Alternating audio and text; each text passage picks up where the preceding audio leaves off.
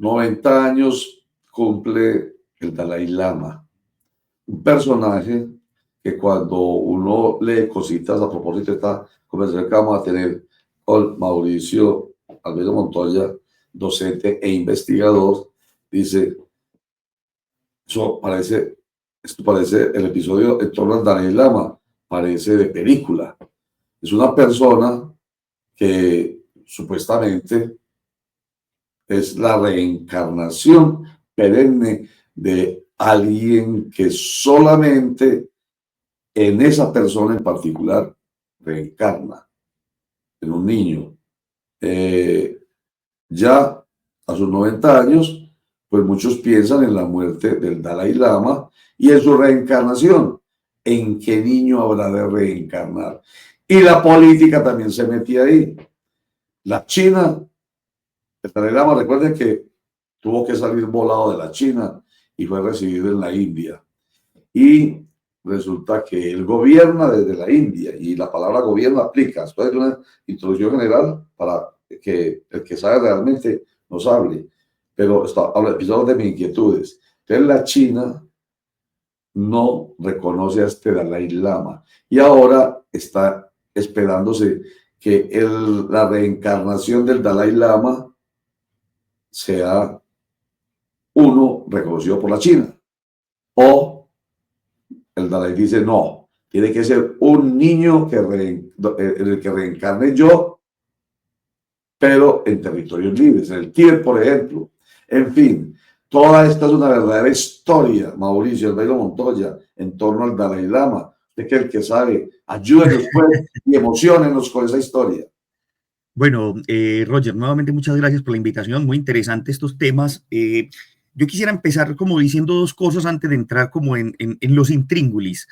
Lo primero que tengo que decir, y es curioso, es que digamos que hay tres lugares hoy en el mundo por los que se mira a China, ¿sí? Uno es Hong Kong. Recordarán ustedes que Hong Kong fue durante mucho tiempo una colonia económica británica y luego Hong Kong fue de vuelta a China. Ahora China controla políticamente a Hong Kong y existe una serie de situaciones problemáticas desde la política donde Hong Kong incluso hoy tiene una serie de manifestaciones en contra de China, situación que le ha llevado pues a tener problemas políticos. Segundo, Taiwán.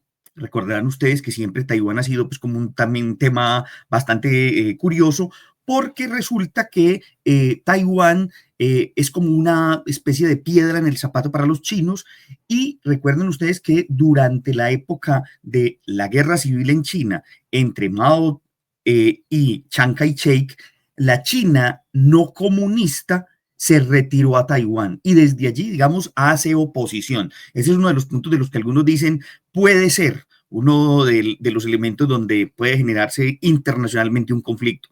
Y el tercer lugar es el Tíbet, ¿sí? El Tíbet hasta 1950 era una zona totalmente independiente y era gobernada política y espiritualmente por una figura conocida hoy como el Dalai Lama, que como usted muy bien lo ha dicho, ha cumplido sus 90 años, y el Dalai Lama en ese momento, que era un jovencito en los años 50, estamos hablando, digamos, tenía alrededor de 20, 30 años, este jovencito trató de negociar con la China para mantener la independencia del Tíbet, cosa que no se logró, y entonces el Dalai Lama tuvo que huir de allí, se ha refugiado en la India, pero ha viajado por todo el mundo.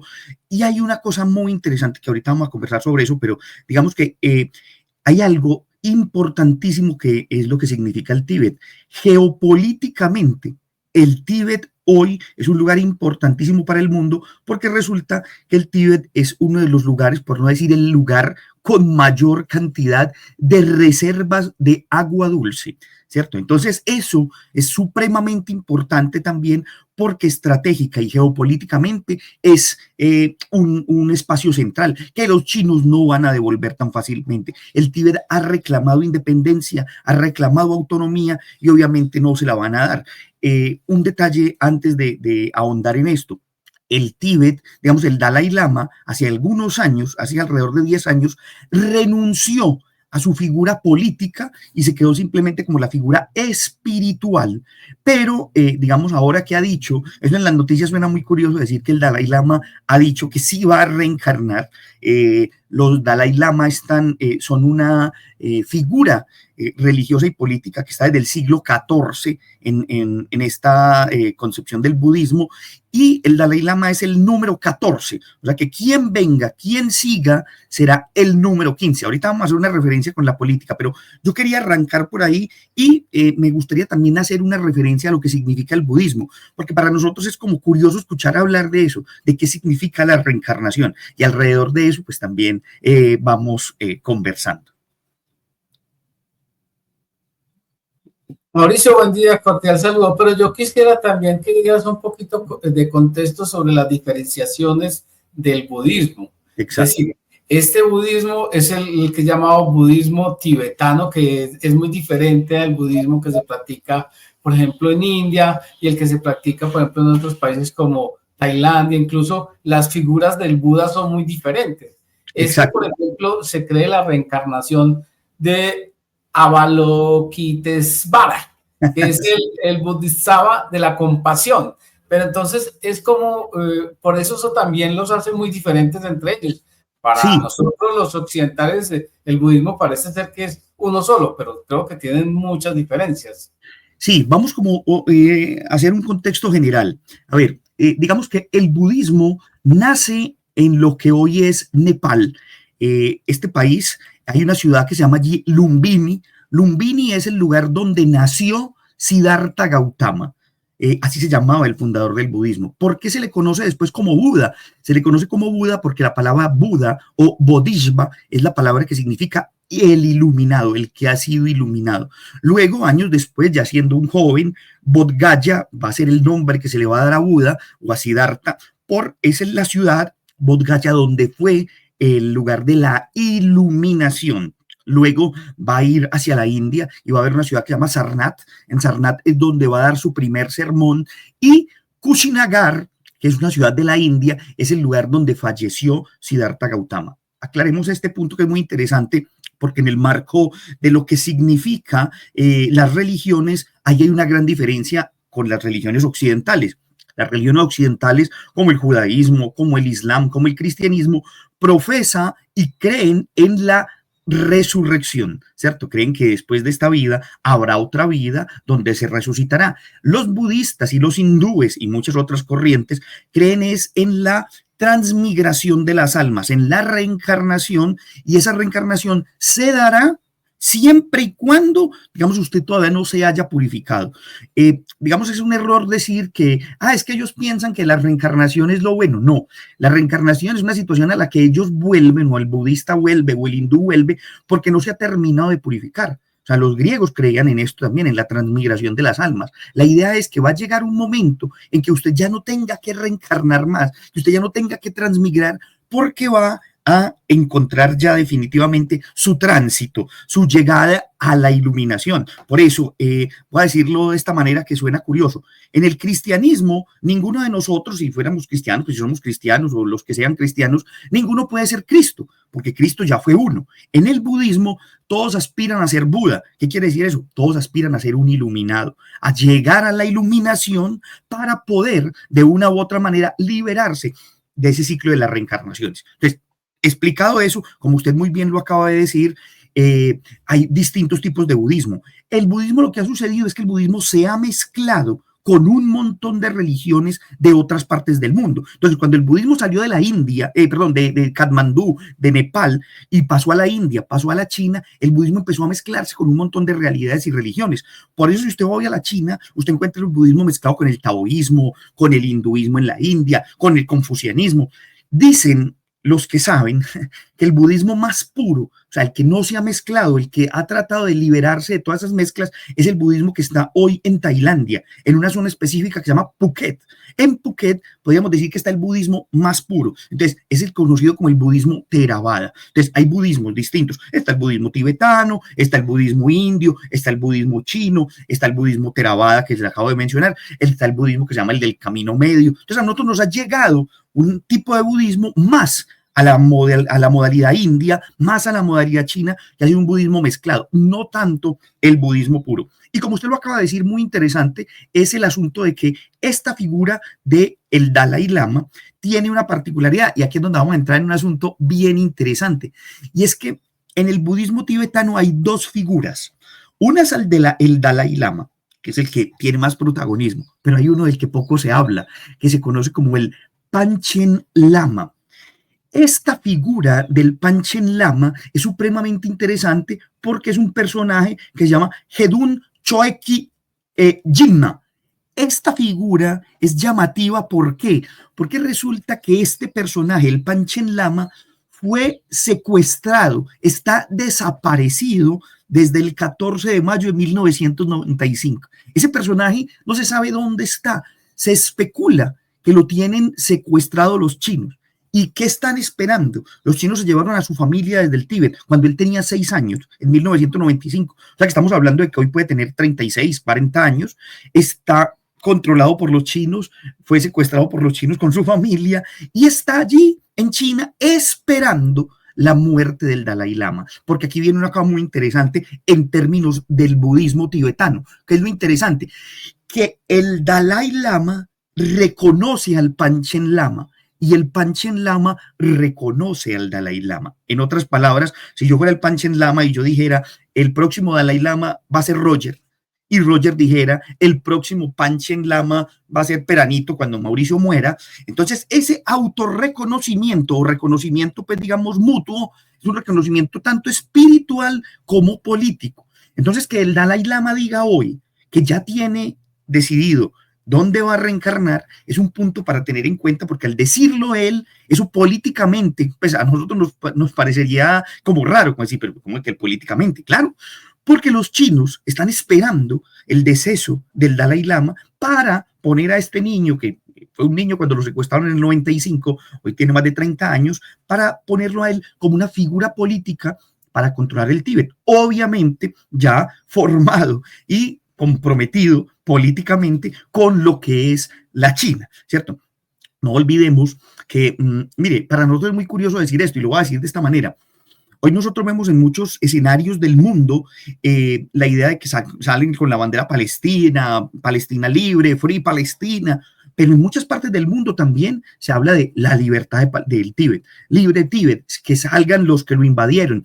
Y el Tíbet también se ha vuelto una lucha política. Y esa lucha política es interesante por esto que les estoy comentando en relación con el gobierno chino. No olvidemos que en el Tíbet ha habido muchas manifestaciones en Europa en relación con lo que significa la libertad del Tíbet, y esas manifestaciones incluso han sido particulares, sobre todo cuando, por ejemplo, en el año 2008, cuando se hicieron los Juegos Olímpicos en China, hubo una gran manifestación muy fuerte en contra de China para que diera la libertad al Tíbet, cosa pues que no se dio. Y además recordarán ustedes que en los años 60 y después en los años 90 hubo una gran cantidad de manifestaciones, incluso suicidios masivos, monjes budistas que se prendieron fuego en el Tíbet como manifestación contra la invasión y el control de la China. Entonces, miren todo este contexto político tan particular. Por eso decía, para nosotros suena extraño y por eso es interesante pensar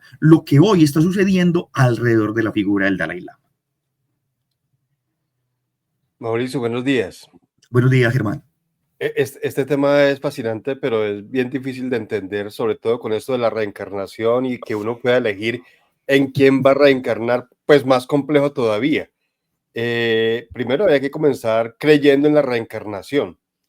Y usted mencionaba hace un rato que dentro de las creencias está en que la persona que reencarna es porque no ha logrado la iluminación. Y ha habido 14 Dalai Lamas. Entonces eso significaría que ninguno de estos ha estado iluminado nunca. Y así seguirán. Bueno, ahí digamos que hay una diferencia. En este caso, la reencarnación es para poder dejar un legado, ¿cierto? O sea, cualquier budista, si tú y yo fuéramos budistas, por ejemplo, si profesáramos el budismo, nuestra intención sería liberarnos de ese ciclo de las reencarnaciones, de ese ciclo circular en el que estamos para poder alcanzar nuestra iluminación. Pero aquí podríamos decir lo siguiente, aquí hay una figura política y espiritual, y esa figura política y espiritual lo que sucede es que dejará un legado, y ese legado no puede morir. Entonces, su legado espiritual, en este caso, y digamos también su legado político, va a estar llevado a alguien. ¿Quién será el elegido? Miren, esto es complejo de comprender y tal vez porque no hace parte de nuestra cosmovisión o de nuestras formas de entender el mundo. Pero entonces, claro, estos otros 14 no es que directamente no hayan llegado a la iluminación. Para los creyentes dirán que sí llegaron, solo que dejan un legado en otra persona que viene, y esa persona que viene será la que lo represente y represente también las luchas políticas y espirituales que ese personaje ha tenido. Entonces, eso es bastante, digamos, importante. Y vale decir una cosa más.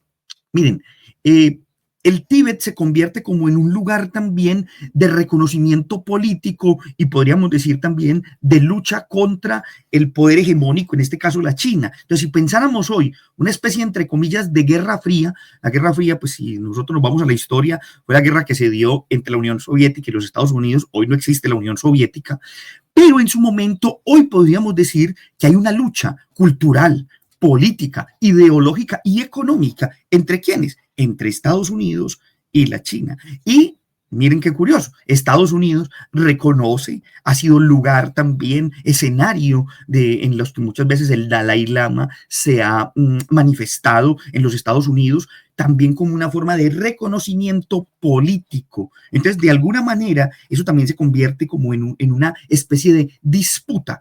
¿Qué es el Tíbet? ¿Qué es lo que se ha significado? Y mire, les voy a dar un detalle también para nuestros oyentes y para todos los que les guste ver eso. Hay una película en los años 90, fue muy famosa, se llama 7 años en el Tíbet, que de hecho creo que es con DiCaprio, el protagonista.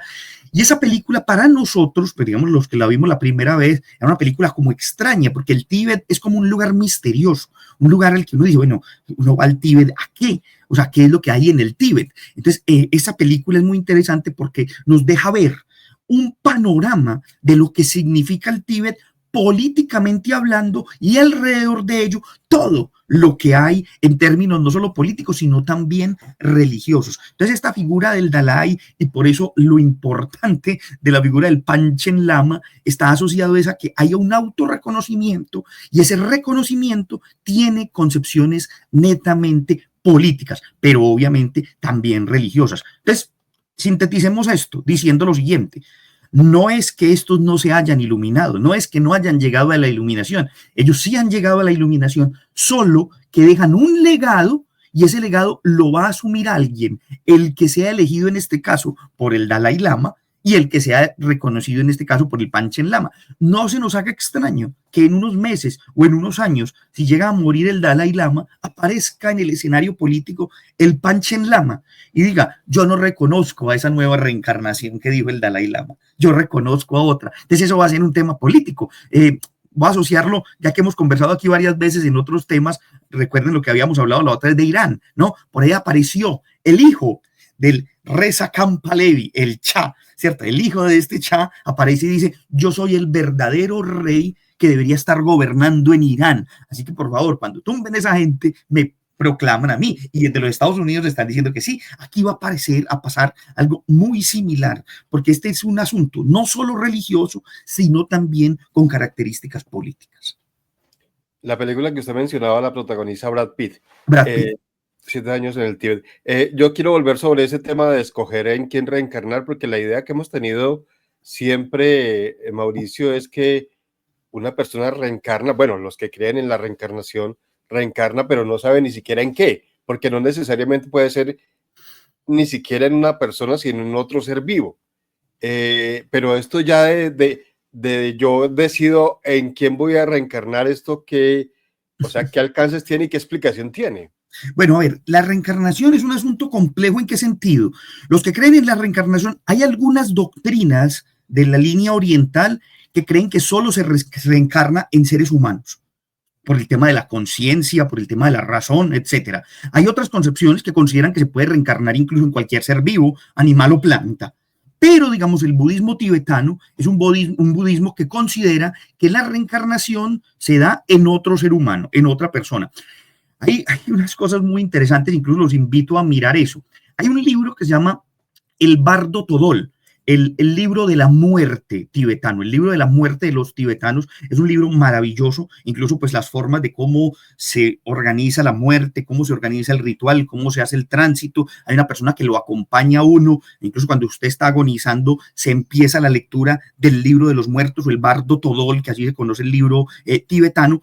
Entonces aquí hay un elemento interesante, y es que, claro, como el Dalai Lama es un referente reconocido y el Panchen Lama son reconocidos dentro de la jerarquía del budismo, ellos tienen la potestad de poder decir: yo voy a dejar mi legado, voy a entregar todo lo que yo soy y todo lo que yo he hecho, mi lucha, en este caso, digamos, la lucha del Dalai Lama, la va a entregar a otro, a una persona, a un ser humano que va a continuar esa lucha. Va a colocar un símil, digamos, como en el caso nuestro, como cuando alguien dice aquí, yo dejo todo mi legado político en tal figura, ¿cierto? Para que esa figura continúe gobernando. O cuando teníamos las épocas de las monarquías, que todavía existen algunas de ellas en el mundo, es decir, muere el rey y el primogénito, el hijo mayor o el reconocido por todos, entre ellos la familia monárquica, pues dirá, él es el que va a continuar mi legado.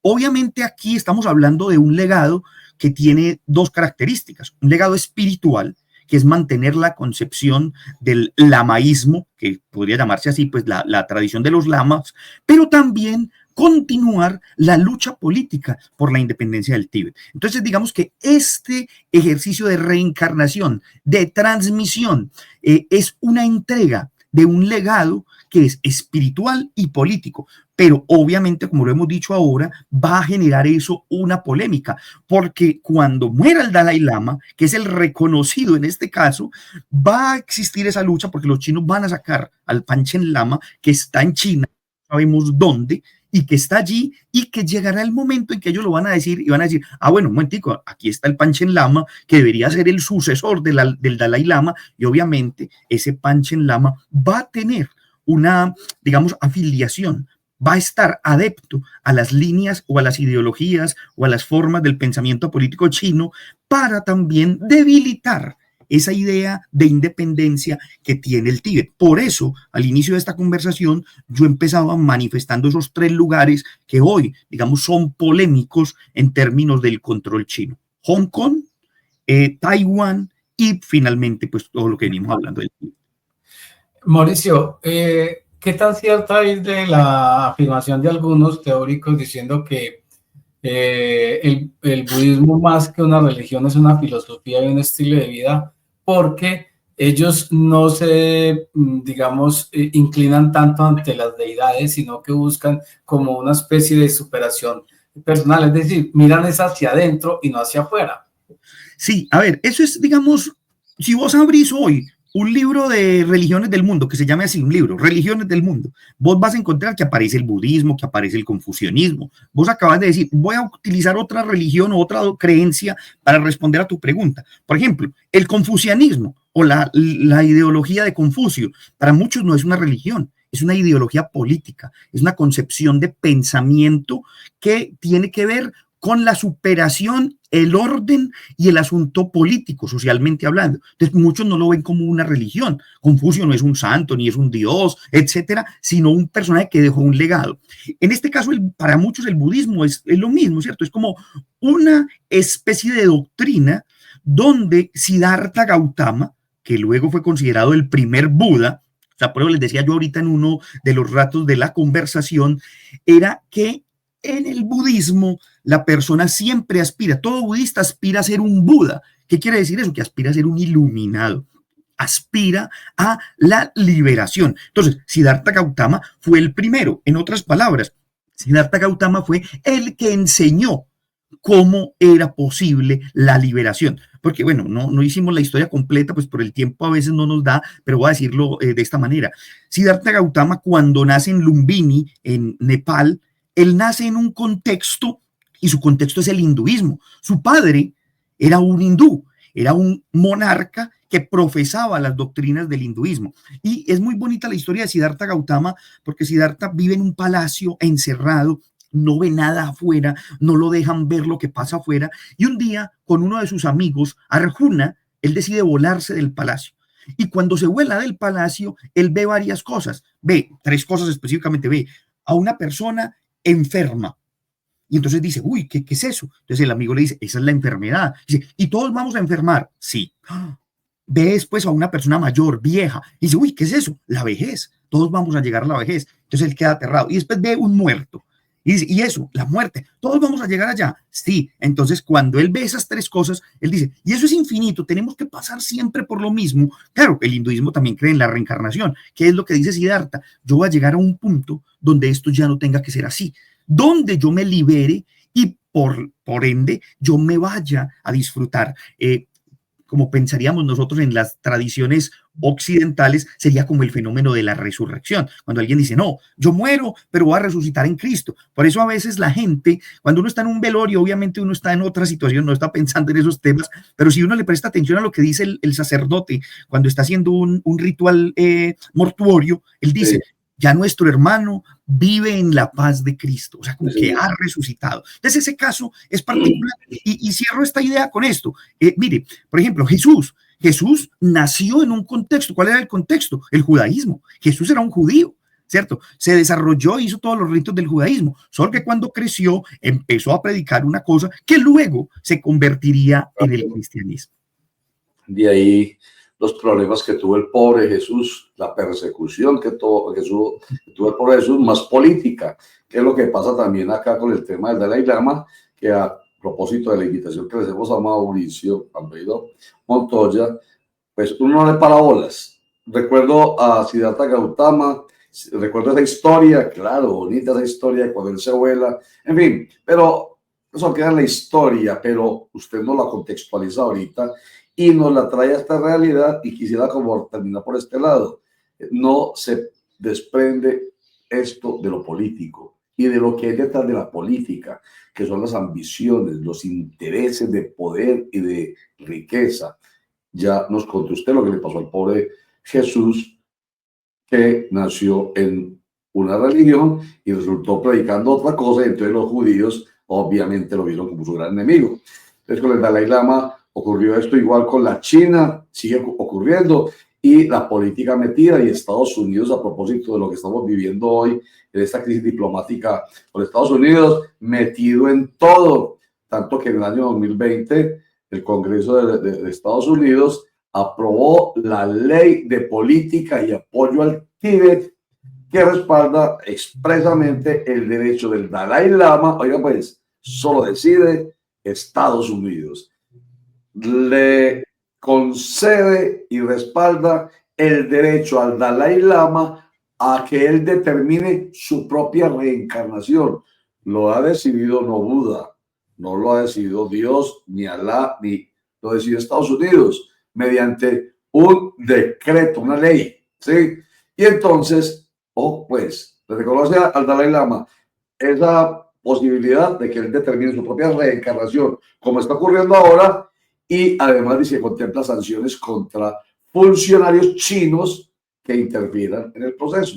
Entonces, una síntesis, a propósito de esto que estoy diciendo y de lo que he venido contándolos, la política siempre metida y sobre todo el más poderoso, que en este momento no solamente es Estados Unidos, en este tema de la Lama, una superpotencia, China, Mauricio. Exacto, sí, y es por eso interesante, y en una de las partes de la conversación, por eso le decía que no se nos haga raro que en los próximos meses o en los próximos años, cuando ya el Dalai decida quién va a ser su sucesor, en este caso diga dónde va a reencarnar, también tenemos que ver quién es esa figura política, porque cómo va a aparecer, y sobre todo con esto que les he contado del tema del Panchen Lama, ¿cierto? Que está en la China y que también tiene ahí sus representaciones. Es decir, estamos viendo un escenario de sucesión, y ese escenario de sucesión de poder obviamente va a estar entre uno que va a ser de la línea más ideológicamente hablando China y otro que va a ser de la línea tibetana, que va siempre a sugerir y a estar atento a la idea de que debe liberarse el Tíbet, de que debe ser independiente, pero no se les olvide lo que les dije también a lo largo de la conversación, ¿cierto? El Tíbet es hoy uno de los lugares geopolíticamente más importantes por sus reservas de agua.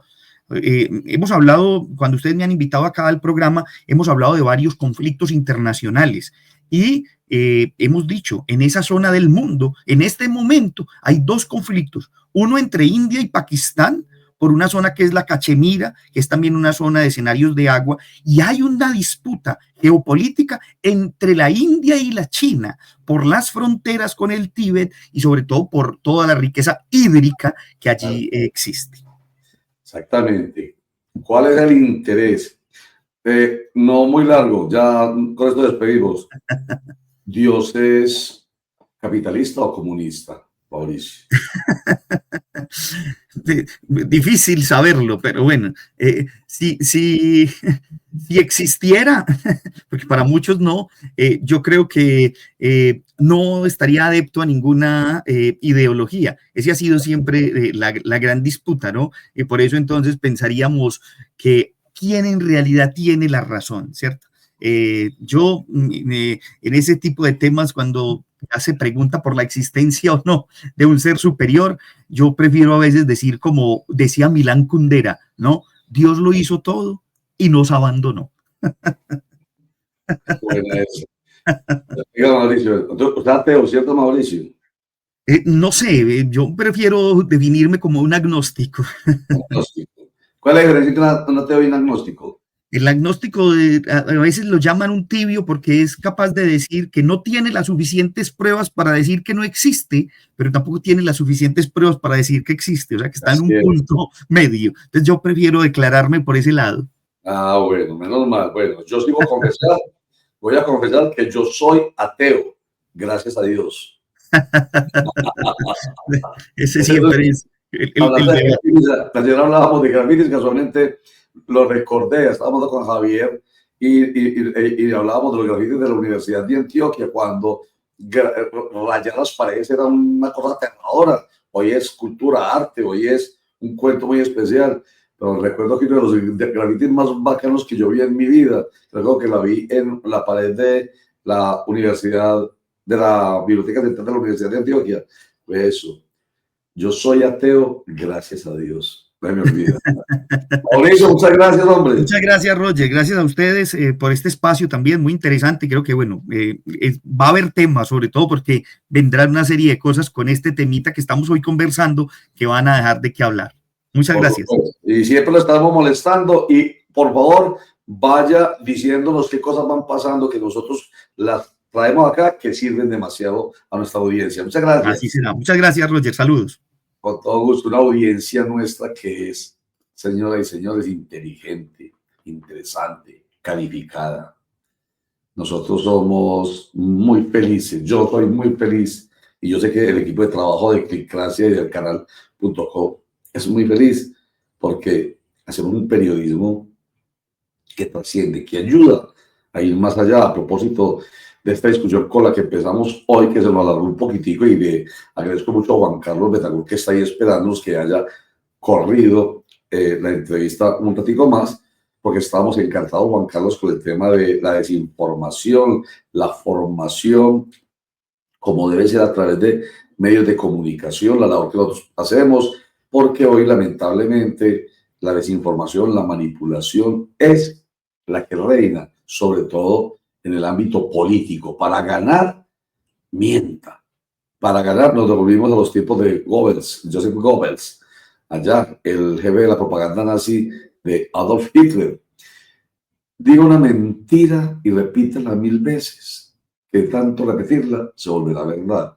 Y hoy a nuestros líderes les importa muy poco, incluso a nuestros colegas les importa muy poco vulnerar éticamente el principio básico de la verdad.